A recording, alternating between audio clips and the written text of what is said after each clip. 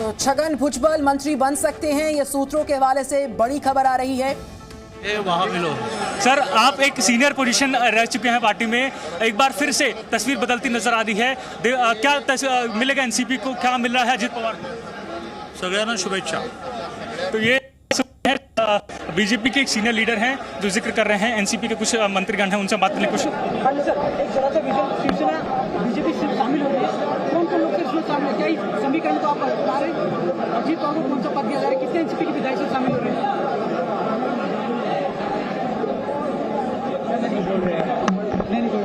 मुझे ना सबसे कर रहे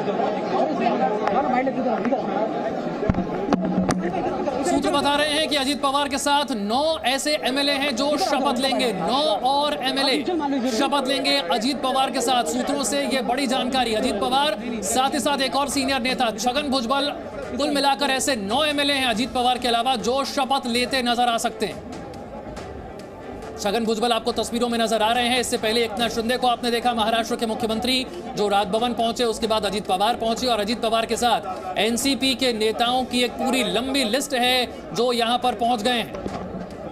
महाराष्ट्र सरकार का हिस्सा बनने जा रहे हैं अजीत पवार। अब तक विपक्षी दल के नेता, विरोधी दल के नेता के तौर पर विधानसभा में, लेकिन अब उप मुख्यमंत्री के तौर पर नजर आएंगे अजीत पवार। पिछले दिनों जो घटनाक्रम एनसीपी में रहा, जिसमें सुप्रिया सुले और प्रफुल्ल पटेल को अहम जिम्मेदारी दी शरद पवार ने, इसके बाद से जानकारी ये थी कि अजीत पवार नाराज हैं। अजीत पवार कोई बड़ा पद चाहते थे, जो पद उन्हें नहीं मिल पाया और उस बात की नाराजगी वो कई बार जाहिर कर चुके थे। अब से थोड़ी देर पहले भी ये जानकारी थी कि वो प्रदेश अध्यक्ष का पद मांग रहे हैं, लेकिन अब अचानक घटनाक्रम तेजी से बदला और उप मुख्यमंत्री पद की शपथ लेने पहुंच गए। आत्मनिर्भर बनाने के लिए इस देश का भविष्य जो है, तो मोदी जी ने जो संकल्प किया है, मोदी जी के नेतृत्व में इस देश को विश्व का सर्वोत्तम देश बनाने का संकल्प जो मोदी जी ने किया है, आत्मनिर्भर भारत का संकल्प मोदी जी ने किया है, उस संकल्प को साथ देने के लिए अजीत दादा और उनके सारे जो उनके साथ हमारे एनसीपी के सारे विधायक, उनके सारे नेता यहाँ पर आए हुए हैं। आज शपथ ग्रहण भी करेंगे। ये हमारे लिए बहुत आनंद का दिन है, अभिमान का दिन है कि मोदी जी के नेतृत्व में देश और महाराष्ट्र आगे बढ़ेगा और यही जरूरत है देश के लिए, यही महाराष्ट्र की जरूरत है। देखिए, वो तो शपथ विधि के बाद मालूम गिरेगा। मैं शपथ विधि के बाद मालूम हो जाएगा। मुझे जब आपको शपथ विधि होने के बाद सारा चित्र स्पष्ट हो जाएगा। तीनों पार्टी समीकरण मिल रही थी,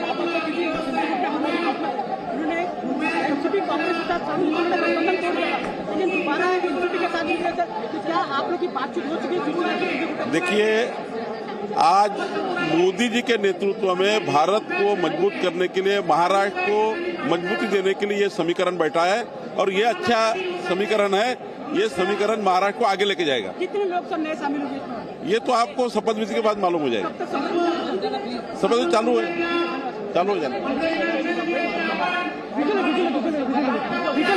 जो जनाधार मिल रहा है वो अभी पार्टी का सोच नहीं रहा है कोई, मोदी साहब का नेतृत्व चाहिए और इसलिए इसी तरह का शपथ ली। सर, राज्य की जनता के लिए, जो सत्तारूढ़ में है, जो विपक्ष में है, सभी के लिए एक सरप्राइजिंग फैक्टर है। क्या आप लोगों को इस बात की जानकारी पहले से थी कि कैसी तस्वीर निर्माण हो गया आज रविवार के दिन? नहीं, एक देखो, लोग अभी मोदी साहब के नेतृत्व के लिए कुछ भी करना चाहते हैं और यह सब विश्वास पंतप्रधान नरेंद्र मोदी साहब के देश के पंतप्रधान रहे, देश को आगे बढ़ने के लिए उनके नेतृत्व की आवश्यकता है और यही अधोरेखित ये सब चीज कर रही है। तो ये प्रवीण दरेकर हैं बीजेपी से, जो लगातार जिक्र कर रहे हैं कि तस्वीर जो है वो बदल रही है और PM prime minister Narendra Modi की अध्यक्षता में तस्वीर बदल रही है, जहां पर परिवारवाद को खत्म किया जा रहा है और डेमोक्रेसी को कहीं न कहीं एक बड़ी पोजीशन दी जा रही है। हमारे साथ एक और बीजेपी के सीनियर लीडर हैं, उनसे समझना चाहेंगे। सर, आपसे समझना चाहेंगे, क्या राज्य को नया उप मुख्यमंत्री? शपथ की बात करेंगे तो इंतजार और बस 5 मिनट का इंतजार लगातार जिस प्रकार किया जा रहा है। मैं एक बार फिर से सीटिंग अरेंजमेंट दिखा दूं कि कैसे इस फ्रंट रोम में बीजेपी के जो आला मंत्री है, शीर्ष नेतृत्व है, वो लगातार यहाँ पर बैठा हुआ है। साथ ही उनके बगल में ये एनसीपी के जो बड़े नेता हैं, वो है चंद्रशेखर बावनकुळे। सर, आखिरकार एक बड़ी तस्वीर जो है बदल रही है। 2019 के बाद एक बार फिर 2023 में उप मुख्यमंत्री बदल रहा है।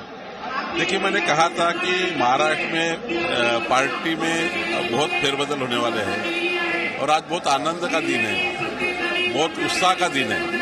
क्या एनसीपी के विधायक अजीत दादा के नेतृत्व में सरकार में आ रहे हैं और ये सरकार में आने का जो निर्णय लिया है ये केवल देश के लिए महत्वपूर्ण है, महाराष्ट्र के लिए महत्वपूर्ण है। मोदी जी के नेतृत्व में देश को आगे बढ़ाने के लिए ये संकल्प हुआ है और ये अच्छी बात है महाराष्ट्र की। क्या सर अब 2 उप मुख्यमंत्री मिलेंगे?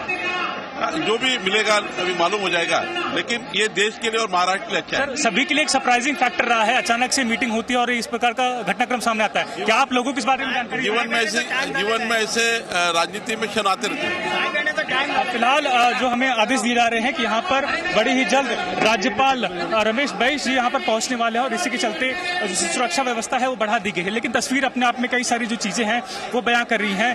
कांग्रेस के लीडर हैं, शिवसेना के लीडर हैं, लगातार यहाँ पर उपस्थित है। संजय सर, आपसे समझना चाहेंगे क्या तस्वीर बदल रही है? 2 डिप्टी सीएम मिल रहे हैं? अभी वो पता नहीं, लेकिन कैबिनेट 9 बनेंगे, कैबिनेट की शपथ हो रही है। ठीक है, फिलहाल इतरा करने के लिए कहा जा रहा है। उदय सामंत जी, 2 उप मुख्यमंत्री। आज जो यहाँ शपथ विधि हो रहा है वो हमारे अच्छे के लिए है। हमारे ऊपर जो उंगलियां उठाई गई थी गद्दार और खोखे, उसका समारोह अजीत दादा ने किया है और अजीत दादा जैसा बड़ा नेता महायुति में आ रहा है, उसका आनंद है। शरद पवार जी अभी भी इनकार कर रहे हैं, उन्हें नहीं पता था इस बारे में। ठीक है, वो उनके पार्टी का मामला है, वो देखेंगे। उदय सामंत जी हैं जो कि शिवसेना एकनाथ शिंदे गुट के हैं, जो कि लगातार जिक्र कर रहे हैं कि ये एक बड़ी फेरबदल है और लगातार प्रधानमंत्री की अध्यक्षता में ये बड़ी फेरबदल देखने मिली है।